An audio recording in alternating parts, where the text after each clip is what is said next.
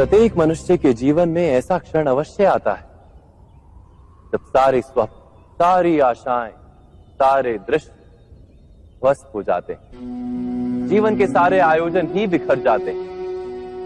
एक और धर्म होता है और दूसरी ओर सुख।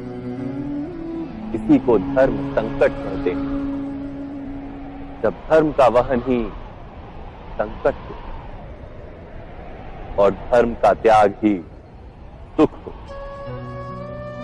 विचार कीजिए, कभी किसी स्वजन के विरुद्ध सत्य बोलने का अवसर प्राप्त हो जाता है, कभी ठीक दरिद्रता के समय सरलता से चोरी करने का मार्ग प्राप्त हो जाता है, कभी किसी शक्तिशाली राजनेता या राजा के कर्मचारी का अधर्म प्रकट हो जाता है।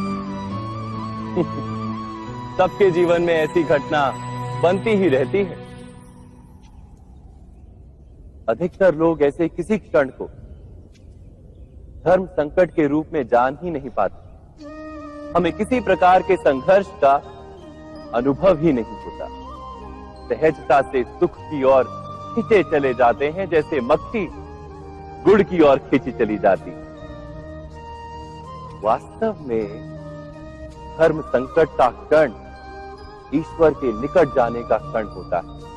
यदि हम संघर्षों से भयभीत ना हो, सुख की ओर आकर्षित ना हो, अपने धर्म पर दृढ़ रहे, तो ईश्वर का साक्षात्कार दूर नहीं।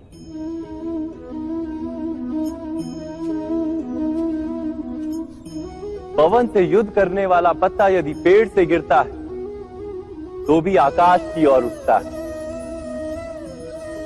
पवन से झुकने वाली घास वहीं भूमि पर रह जाती। अर्थात धर्म संकट से यदि हम संकट को ही टाल दें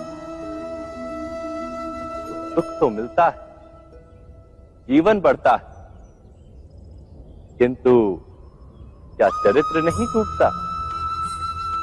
क्या आत्मा दरिद्र नहीं हो जाती? क्या ईश्वर से अंतर नहीं हो जाता? स्वयं विचार